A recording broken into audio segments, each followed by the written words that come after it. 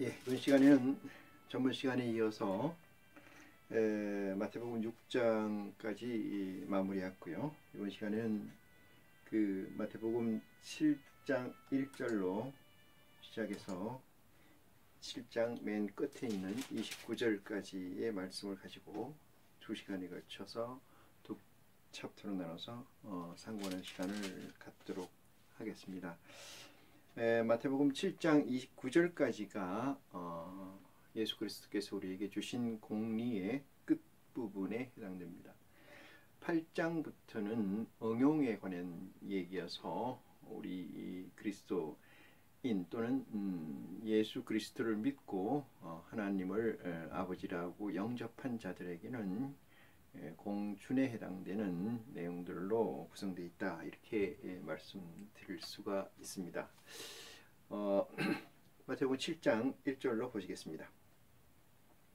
비판을 받지 아니하려거든 비판하지 말라 했습니다. 비판을 받지 아니하려거든 비판하지 말라. 그리스도인이 또는 하나님의 아들이라고 말하고 사는 삶이라면은 남을 비판하는 일에 가까이 있을 수가 없습니다. 왜 그러냐 하면은 아버지께서 늘상 내게 주시는 온라인 선상에서의 삶이 존재되기 때문에 옆을 바라보거나 아니면 다른 사람을 향하여 손가락질을 할 시간이 허락되지 않는다는 데서 제가 이 말씀을 드립니다. 그래서 세상적으로도 마찬가지입니다만은 남에게 칭송받고 남에게 존경받으려면 존경받을 일과 칭찬받을 일을 해야 된다는 것은 동서고금을 막론하고 인류사적인 사실에 견주어 볼 때 변함없는 가치이겠습니다. 그러나 여기에서 마태복음 7장 1절에서 말씀하신 그리스도가 우리에게 주신 메시지에서 비판받지 아니하려거든 이렇게 얘기했습니다. 여러분 비판받고 싶습니까? 그렇지 않을 것으로 믿습니다. 아버지 하나님 앞에서는 누구나 1대1 관계의 라인십이 형성되기 때문에 우리가 어떻게 된다 이 문제에서는 형이상학적 하늘에서 존재하는 것이지 이 땅에서 육체의 변화를 일으키지 않는 상태에서 사는 삶에서는 옆에 있는 사람과 우리라는 개념도 별 상관성은 없어진다, 이렇게 말씀드릴 수 있습니다. 그러므로 이 말씀은 어떻게 보면 당연한 이치인 것 같습니다만은 당연한 말씀이고, 비판받지 아니하려거든 비판하지 말라, 이건 우리 아들에게 주는 메시지 중에 아주 지극히 일상적이고 상식적 메시지다. 이 말씀을 하시려고 하는 건 아니다. 그 다음에 2절을 보시겠습니다. 너희의 비판하는 그 비판으로 너희가 비판받을 것이요. 맞습니다. 그러니까 비판을 받지 않으려거든 비판하지 말라라고 말씀하시고, 네가 만약에 비판했다면 그 비판으로 인하여 네가 비판을 받을 것이다, 이렇게 말씀을 하고 계십니다. 너희의 헤아리는 그 헤아림으로, 여기서 비판이라는 것은 헤아림의 일종이 되겠죠. 헤아린다는 것은 선의 방법과 선의 가치와 악의 가치, 즉 포지티브와 네거티브의 가치가 공유되어 있다고, 공존하다고 얘기를 드릴 수가 있습니다. 그렇지만은 그래서 비판이라는 것은 네거티브적인 헤아림이 되겠습니다만은 그 헤아림으로 너희가 헤아림을 받을 것이다, 이렇게 얘기를 합니다. 그것이 헤아림을 포지티브적 헤아림을 받을 것이냐 아니면 네거티브적 헤아림을 받을 것이냐는 차지하고, 네가 비판을 했다는 사실에 대하여 너는 그 헤아림을 받게 될 것이다. 그래서 혹 이 포지티브적 헤아림을 받는다면은 고마울 일이겠으나 네거티브적 헤아림을 받는다면은 대단히 슬픈 일이 아닌가, 슬픈 일이 아닌가, 이렇게 생각을 합니다. 그리스도께서 7장 1절에서 이 말씀을 하시는 건 7장 전장에 흐르는 내용에서 나와 있을 것으로 생각합니다만은 앞으로 그리스도께서 하시고자 하는 메시지가 무엇인가를 생각해 보면서 7장 3절로 말씀을 옮겨보겠습니다. 어찌하여 형제의 눈 속에 있는 티는 보고 형제의 눈 속에 있는 티는 보고 네 눈 속에 있는 들보는 깨닫지 못하느냐. 이 말씀 3절의 말씀의 마무리에서 보면은 비판하지 말라는 얘기죠. 비판이라는 것은 어떤 기준을 가지고 그 기준에 근거해서 네가 잘못했다라고 하는 것인데, 그 기준이 제게 있는 게 아니고 여러분에게 있는 게 아니고 누구에게 있습니까? 아버지 하나님께 있다는 사실을 여기에서 명심하셔야 됩니다. 그리스도께서 우리에게 이 말씀을, 하나님의 이 마음을 빌어서 하신 의미는 비판의 근거가 될 수 있는 모든 가치는, 분별은 아버지께 있다, 이 말씀입니다. 너희는 코로 아니면 아니다, 기만 기다라고 얘기해야지, 너희의 기준에 의해서 너희가 본 성경, 다시 말해 하나님의 말씀을 놓고 거기에다 올라 그러냐, 그것은 너희가 할 일이 아니다, 이렇게 얘기하시는 것으로 이해가 됩니다. 어떻게 해서 남의 눈에 티, 작은 것은 보면서 네 눈에 크다란 잘못된 것은 보지 못하느냐, 이 말씀을 하시면서 4절입니다. 보라, 네 눈 속에 들보가 있는데, 이랬습니다. 네 눈 속에 티가 있는 것도 아니고 그보다 엄청 큰 들보가 있는데 어찌하여 형제에게 말하기를, 이랬습니다. 형제에게 말하기를 나로 네 눈 속에 있는 티를 빼게 하라 하겠느냐, 이렇게 얘기했습니다. 내가 얘기하고 비판하는 것으로 인해서 네 눈 속에 있는 들보를 빼내라, 어떻게 그렇게 얘기할 수 있겠느냐, 이 얘기로 말씀이 이해가 됩니다. 그러면서 5절에서 이렇게 말씀을 하십니다. 외식하는 자여, 이렇게 했습니다. 외식이라는 것은 겉과 속이 다르다는 뜻이죠. 겉과 속이 다르다. 다시 말해서 겉만 번지르르하게 칠해 놓은 상태, 그것은 너다.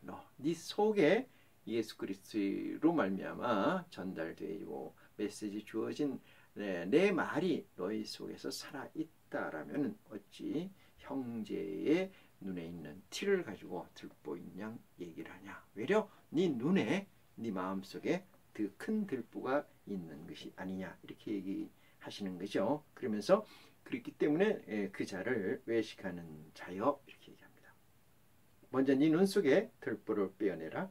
그 후에 밝히 보고 형제의 눈 속에 티를 빼리라, 이렇게 얘기하는 것은 네 눈 속에 있는 들보를 드러내면 남의 눈 속에 있는 티가 보이는가요?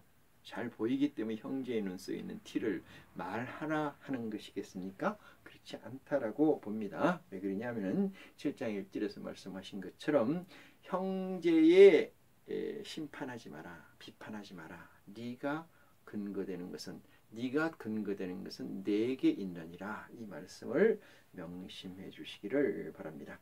그러면서 6절로 넘어갑니다. 지금 형제의 눈 속에 있는 티, 다시 말해서 비판하는 것은 뭐라고 얘기를 할 수가 있느냐면, 거룩한 것을 계획해 주지 말며, 이렇게 얘기했습니다. 거룩한 것을 계획해 주지 말며 너희 진주를 돼지 앞에 던지지 말라, 했습니다. 너희 진주를 돼지 앞에 던지지 말라. 저희가 그것을 발로 밟고 돌이켜 너희를 찢어 상할까 염려하라 하노라, 이렇게 얘기를 합니다. 거룩한 말씀이라고 하면은 그 거룩한 말씀, 아버지의 말씀을 가지고 형제라는 건 무엇이겠습니까? 예수를 그리스도로 믿어서 창조주 하나님을 아버지로 모신 자를 형제라고 얘기를 합니다. 그 형제, 거룩한 것을 계획해 주지 말며, 거룩한 것을 계획해 주지 너희 진주를 돼지 앞에 던지지 말라. 저희가 그것을 발로 밟고 돌이켜 너희를 찢어 상할까 염려하노라. 이 말씀에서는 너희의 가치가 중요하기 때문에 말씀이 중요하다는 개념은 아니겠습니다만은 우선하는 것이 너희의 육신의 가치, 영혼의 가치가 중요하기 때문에 그것을 내가 너희에게 주신 전달해 준 이 복음을 함부로 던지지 마라. 누구에게나 말하지 말라. 이런 얘기가 됩니다. 그러면서 7절로 넘어가 보겠습니다. 구하라 이랬습니다. 구하라. 형제의 눈에서 형제를 비판하고 눈 속에 네 들보가 있다라는 것을 인지한다라면은 구하라 그렇게 얘기를 합니다. 그리하면 너희가 주실 것이요, 너희에게 주실 것이요. 그 다음에 찾으라 그리하면 찾게 될 것이요, 문을 두드리라 그리하면 너희에게 열릴 것이니 이렇게 얘기를 했습니다. 구하는 이마다 얻을 것이요, 찾는 이가 찾을 것이요, 두드리는 이에게 열릴 것이니라 했습니다. 구하고 찾는다는 것은 어디서 구하고 찾는다는 것이죠? 이 세상에서 구하고 찾는 겁니까? 아니면 어디 성전 교회에 들어가서 찾는 것입니까? 아니면 어디 가서 찾는 것입니까? 하나님께 찾는 것이죠. 하나님께 달라고 하는 거죠. 하나님께 구하는 거고 하나님께 두드리는 거죠. 왜? 내가 이 알지 못하는 사실, 알고자 하는 사실, 내가 가지고자 하는 모든 것들은 아버지께 구하고 아버지께서 아버지에게서 찾아야 되고 아버지에게 두드리서 열려달라고 해야 된다. 그러면은 구하는 자는 구하게 될 것이고 찾는 이는 찾을 것이며 두드리게는 자에게는 열림이 있을 것이다. 이렇게 얘기합니다. 9절 너희 중에 누가 아들이 떡을 달라 하면 떡을 주며 떡을 달라 하면 돌을 주며 생선을 달라 하면 뱀을 주는 자가 줄 사람이 있겠느냐 이렇게 얘기합니다. 하물며 하나님께서는 너희를 아들이라 하지 않느냐. 그러면 아들에게 아들이 구하는 것이고 아들이 달라 하는 것이고 아들이 찾는 것이고 아들이 열어달라고 하는데 그 반대되는 가치를 너 같으면 너 아들이 그렇게 찾으면 주겠느냐, 그렇게 주겠느냐, 돌을 주고 반대 것을 주겠느냐, 참의 가치를 주지 않겠느냐. 하물며 하나님 아버지는 그하지 아니하시겠느냐 이렇게 얘기를 하십니다. 11절입니다. 너희가 악한 자라도 좋은 것으로 자식에게 줄 알거든 이렇게 얘기했습니다. 하물며 하늘에 계신 너희 아버지께서 구하는 자에게 좋은 것으로 주시지 않겠느냐 이렇게 얘기를 합니다. 여기서 좋은 것이라는 가치의 개념은 아버지 중심적 가치입니다. 아버지 중심적 가치에서 좋은 것, 그것이 무엇이겠습니까? 우리가 하루하루 살아갈 수 있는 일용한 양식인 줄 믿으시길 바랍니다. 혹시 여기서 다른 것을 생각하셨다면 마음을 바꾸시고 회개하는 역사가 여러분 스스로 있게 하기를 원합니다. 내가 구하는 것이 집이고 내가 구하는 것이 세상의 보물이라고 한다면 하나님께서 주시지 않으실 것입니다. 그것을 하나님께 달라고 했는데 뭐를? 내가 좋은 집, 큰 돈을 달라고 했는데 좋은 직장 취직을 해달라고 했는데 그 좋은 직장 취직이 내가 기도하자마자 내가 좋은 집이 기도하자마자 응답됐다라고 한다면 기도해서 응답됐다고 하는 것은 그것은 하나님께서 주신 것이 아니라는 사실을 여기에서 여러분 깨우치는 지혜가 있기를 원합니다. 하나님께서는 그것을 앞에서도 말씀드렸습니다만 좋은 가치, 보화라고 생각하지 않습니다. 세상에 있는 것은 아버지께서 말씀하신 보화가 될 수가 없다. 만약에 세상 것을 보아라고 한다면 나는 또 별도로 존재하니 한 종이 두 주인을 섬길 수 없느니라 이렇게 이야기를 합니다. 아버지께서 고로 이 땅의 것은 보아가 될 수 없느니라. 그러면 답은 자명하게 나왔습니다. 여러분들이 구하고 여러분들이 찾고 여러분들이 열어달라고 해야 할 것은 아버지의 양식, 아버지께서 하시는 미션, 아버지께서 우리에게 하시라는 미션이 뭐겠습니까? 하늘에서 이룬 것 같이 이 땅에도 이루어지라고 하는 사실. 그 다음에 아버지는 거룩하신 분이고 아버지 이름은 존경돼야 되고 우리가 아버지 이름을 앙망해야 되고 이런 것들에 관해서 아버지께서 여러분들이 구한다면 그 지혜를 열어주신다 이렇게 말씀하고 계십니다. 12절로 보겠습니다. 그러므로 무엇이든지 남에게 대접을 받고자 하는 대로 너희도 남을 대접하라 이렇게 얘기합니다. 대접받고자 한다면 대접하라. 역설적으로 대접받지 않고자 한다면 대접하지 않아도 되느냐 이렇게 설명을 할 수도 있겠습니다만은 사실 이 세상을 살아가는 데 있어서도 같은 지혜가 들어갑니다. 있습니다. 그건 다 하나님의 지혜인 줄 저는 믿고 있습니다만은 여러분이 길을 가다가 아니면 여러분이 집에서 여러분의 사무실에서 더러운 것이 떨어져 있다고 그러면 그것을 치웁니다.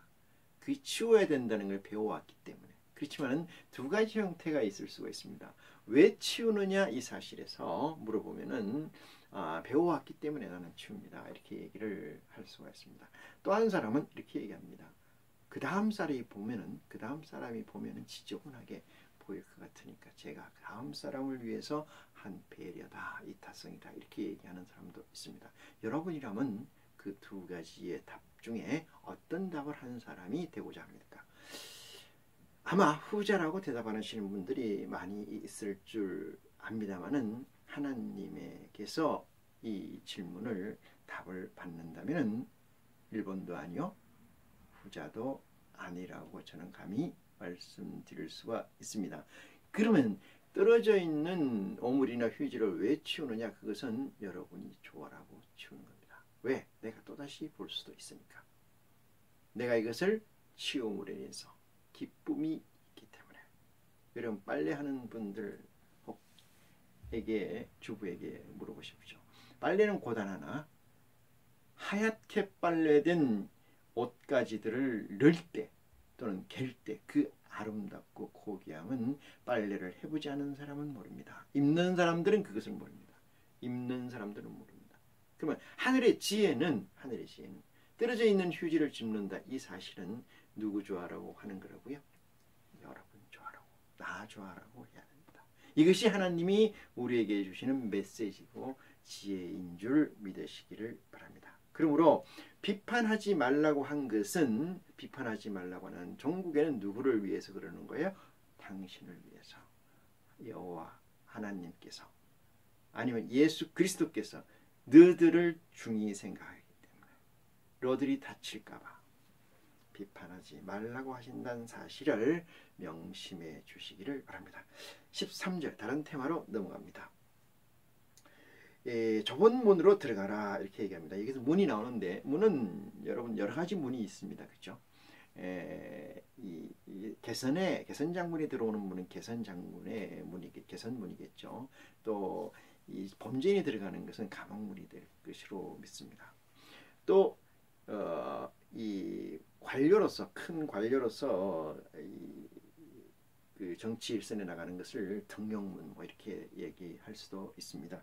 이 문이라는 것은 어쨌든 간에 새로운 세계로 들어가는 것을 의미합니다. 그 세계가 포지티브든 네거티브든 것은 차지하고 말입니다. 그러면 하나님을 믿고 하나님을 나의 창조주라고 믿는 자들에게 들어가야 될 문은 두 가지 문이 있는 줄 믿으시기 바랍니다. 첫 번째는 천국의 문이고 두 번째는 지옥의 문입니다. 지옥의 문은 있을까요? 천국에 들어갈 사람 입장에서 보면은 지옥이라는 것은 생각하기도 싫겠습니다만 지옥이라는 문은 생각해 둘 염려도 필요도 없습니다. 단 뭐만 생각해야 돼요? 천국으로 들어가는 문만 생각하면 되겠죠. 그죠? 왜? 나는 굳이 들어가지도 않을 건데 그것을 굳이 생각해서 무엇 하겠느냐 이 말을 드리고자 합니다. 자, 그래서 좁은 문으로 들어가라 이렇게 얘기를 합니다. 좁은 문으로 들어가라. 그러면은 천국 들어가는 문은 좁은 문이다 이런 얘기가 성립이 될 수가 있습니다. 좁은 문으로 들어가라. 멸망으로 인도하는 문은 크고 그 길이 넓어 그리로 들어가는 자가 많고 이랬습니다. 들어가기가 힘들다. 들어가기가 편하다. 이 얘기는 무슨 얘기겠어요? 들어가면 우리 세상에서도 고진감래라는 말이 있습니다. 그죠? 고진감래. 온갖 노력을 해서 노력을 하면 그 노력하는 사실은 엄청 힘들고 고단하지만은 그 뒤에는 달콤한 것들이 준비되어 있다. 그래서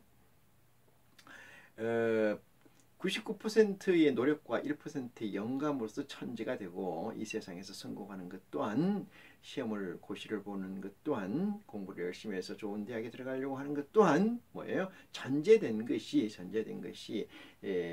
지금은 고통받지만 나중은 즐기고 크게 보상을 받고자 하는 것이 세상에서도 마찬가지가 아닌가 싶습니다. 그렇지만은 여기는 세상 얘기를 하는 곳이 아니니까 하나님 아버지께서 우리에게 이 말씀을 주셨을 때 어떤 메시지로 우리에게 주셨나 이것을 깊이 상고해서 여러분들이 이 시간 하나님과 한 발짝 아니 더 많은 발자국을 떼어서 가까이 갈 수 있는 축복된 시간이 되기를 저는 감히 기도해 봅니다.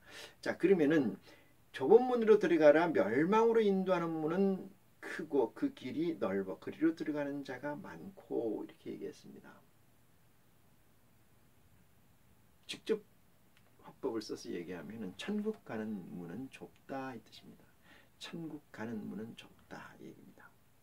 어떻게 좁은가에 관해서 왜 좁은가에 관해서는 요한계시록에 상세히 기록되어 있습니다. 좁다 넓다는 개념은 좁다는 것은 뭐예요? 선별을 할 가치가 있다 이 얘기죠. 선별할 가치가 있다. 그 문을 좁은 문을 통과하지 못한다면은 못 들어간다 이런 얘기죠. 그런데 나머지 문 좁은 문이 아닌 넓은 문은 뭐예요? 멸망의 문이라는 사실이에요. 그러면 여러분이 신앙생활을 하는데 예수를 그리스도로 영접하는데 하나님을 창조주로 영접하는데 전지전능하신 내 아버지를 영접하는데 여러분이 지금 쉬웠습니까? 어려웠습니까? 여러분이 예수 그리스도를 믿는데 쉬웠습니까? 어려웠습니까?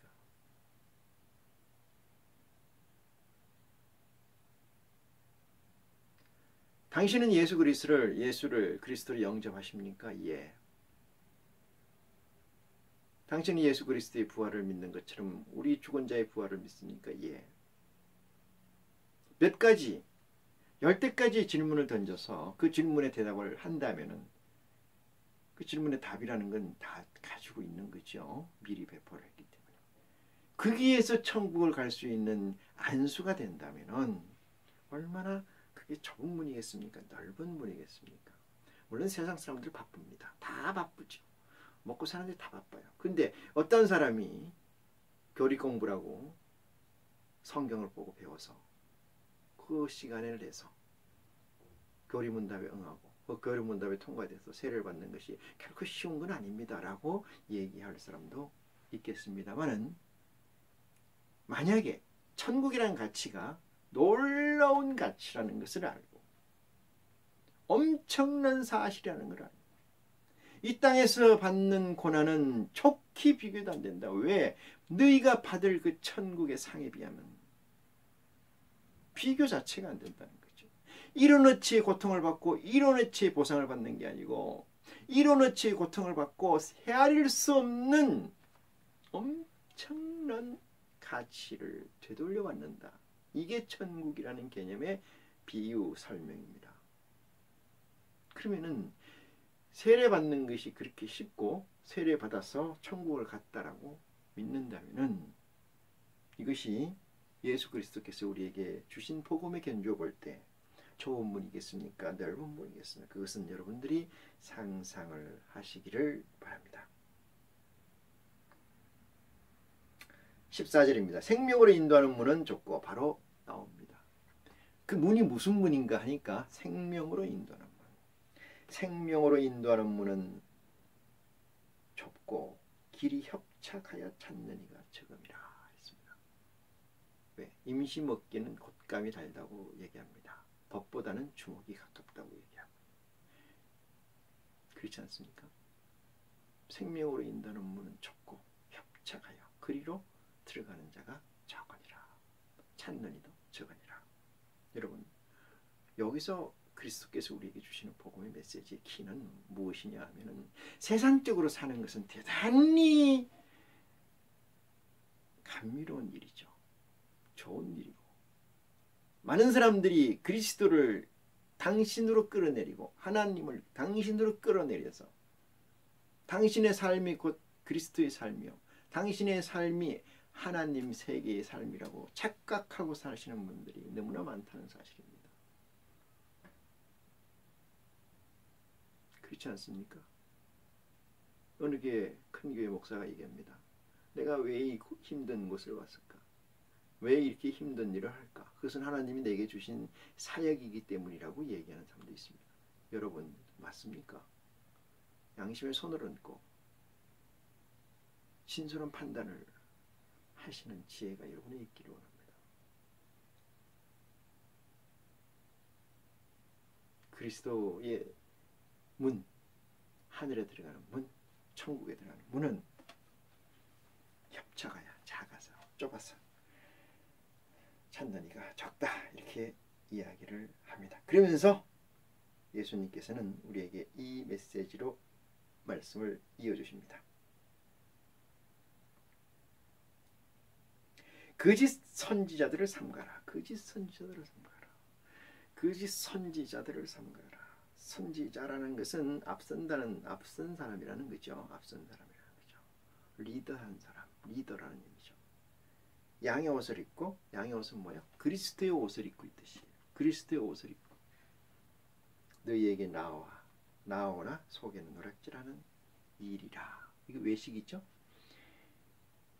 끝에는 그리스도 예수의 이름을 가지고 말을 하나 속에는 뭐예요? 이리의 본심이 들어있다. 이리가 들어있다. 이 말씀을 예수님 이어주시고요. 16절 이렇게 얘기하십니다. 그의 열매로 그의 열매 뭐예요? 양의 옷을 입고 온 자. 그 열매가 무엇인가? 그의 열매로 그들을 알지니 있습니다. 열매라는 건 지금 살아온 이 시점까지 히스토리겠죠. 아니면 살아온 게 아니고 예수 그리스도의 이름으로 당신이 족적을 선을 그어온 지금까지의 가치를 그 열매로 보면은 그들을 알지니 그것을 알지니 그를 알지니 가시나무에서 포도를 또는 은근키에서 무화과를 따겠느냐 이 말씀입니다.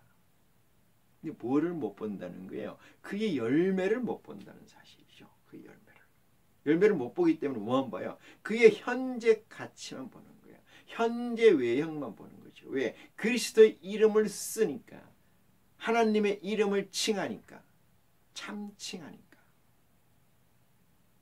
그의 열매는 보지 못하고 그의 속 양의 탈을 쓴 이면의 속은 이리는 보지 못한다. 그러면서 예수님은 얘기하시잖아요. 포도나무에서 무화과를 은근키를 가시나무에서 포도를 은근키에서 무화과를 따겠느냐 이 말이죠. 아니지 않습니까? 자 17절 봅니다. 이와 같이 이렇게 예를 들은 것 같이 좋은 나무마다 아름다운 열매를 맺고 못된 나무가 나쁜 열매를 맺나니 이렇게 얘기합니다. 여러분들이 생각하는 누구 선지자가 있다라고 하면은 그 선지자의 열매를 보십시오. 어떤 열매를 보냐면 신앙적 열매를 보시면 됩니다. 교회의 열매는 그 목사의 열매는 그 교회의 신도입니다. 그 신도를 보면 목사를 알죠. 그 목사가 양인지 일인지 그래도 분간이 안 가십니까? 그것은 여러분들의 달란트고 여러분들의 몫이 아니겠는가 이렇게 생각을 해봅니다. 좋은 나무가 나쁜 열매를 맺을 수 없고 못된 나무가 아름다운 열매를 맺을 수 없느니라. 겉과 속이 다르지 않게 된다. 뭐는? 나무는. 이 나무는 어디의 나무예요? 에덴 동산의 나무죠. 생명나무와 선악을 알게 하는 나무. 생명나무와 선악을 알게 하는 나무는 그 열매가 정확하게 생명나무는 생명의 열매가 맺고 선악을 알게 하는 나무는 선악을 분별하게 된다 이 뜻입니다. 사과나무에서 달린 열매는 사과라 하고 그 맛은 뭐예요? 사과의 맛이겠죠. 사과나무에서 달린 열매가 사과라고 생각해서 먹었는데 배맛이 난다 이런 경우가 있습니까? 없지 않습니까? 누가 갖다가 속여서 붙여놓은 게 아니라면 말입니다. 19절입니다. 아름다운 열매를 맺지 아니하는 나무마다 어떻게 해요? 찍어 불에 던지우니라. 계시록의 마지막에 하는 일이죠. 아름다운 열매를 맺지 않은 나무, 나무는 사람을 얘기합니다. 선지자 얘기하지 않습니까? 목자, 여자. 20절입니다. 그러므로 이름으로 그의 열매로 그들을 알리라. 참 어떻게 이렇게 지혜로운 말씀으로 저희에게 복음을 주셨는지 정말 생각할 때마다 하나님의 은혜를 깊이 느낄 수가 있습니다. 이어서 이렇게 말씀하십니다. 나더러 주여 주여 하는 자마다 천국에 다 들어갈 것이 아니오. 그랬어요. 주여 주여 한다고 다 아니죠. 다 아니죠. 사랑한다 사랑한다 해서 다 사랑하는 게 아닌 것 같지. 주여 주여 하는 자마다 천국에 들어가는 것이 아니오. 다만 하늘에 계신 내 아버지의 뜻대로 행하는 자라야 들어가리니. 하늘에 계신 아버지의 뜻대로 뜻이대로 행하야 되고 뜻을 모르면은 행함이 엉뚱하게 될 수가 있겠죠. 행함이 엉뚱하게 될 수 있어요. 그리스도인께서 제일 중요한 가치는 아버지의 뜻을 헤아려하는 겁니다. 헤아리는 거죠. 분별하는 거죠. 선의 악을. 선의 악의 기준은 누구예요? 아버지십니다. 그렇지 않습니까? 선과 악에 되는 기준은 내 기준이 아니고 목사 기준이 아니고 신부 기준이 아니고 누구 기준이에요? 여호와. 지금은 우리의 아버지입니다. 그 아버지는 어디에 계십니까? 그리스도의 복음으로 계시죠. 그게 견주어서 선과 악을 분별하는 자, 그것이 아버지의 뜻을 아는 자가 되고 그 아는 것으로 행함이 있을 때 천국에 들어간다. 이 얘기로 말씀이 맺어집니다. 자, 22절입니다. 그 날에 있어요. 그 날은 어떤 날이냐 보겠습니다. 많은 사람들이 나더러 이르러 주여 주여 우리가 주의 이름으로 선지자 노릇하며 주의 이름으로 귀신을 쫓아내며 주의 이름으로 많은 권능을 행치 아니하였나이까 하리니 이랬습니다. 뒤에 무슨 얘기가 있겠네요. 내가 당신의 이름으로 아버지의 이름으로 그리스도의 이름으로 권능을 행했다. 어떤 권능? 많은 권능을 행했다. 뭐까지 하고? 귀신도 쫓아내고. 그때 내가 저희에게 그렇게 얘기하는 자에게 밝히 말하되 내가 너희를 도무지 알지 못하나니 불법을 행하는 자들아 내게서 떠나가라 하리라. 제가 앞서 말씀드렸죠. 찾고 구하고 열어 두드리는 것은 무엇을 위하여 찾고 구하고 두드린다? 아버지의 가치, 일용할 양식을 위해서라고 얘기되었습니다. 그러면 지금 여기서는 아버지의 뜻대로 행하는 자라야 이렇게 얘기했어요. 아버지의 뜻대로 행하는 자라야. 그런데 그때 어떤 자들이 몰려와가지고 나는 당신의 이름으로 귀신도 쫓아내고 권능도 행했다. 구제도 하고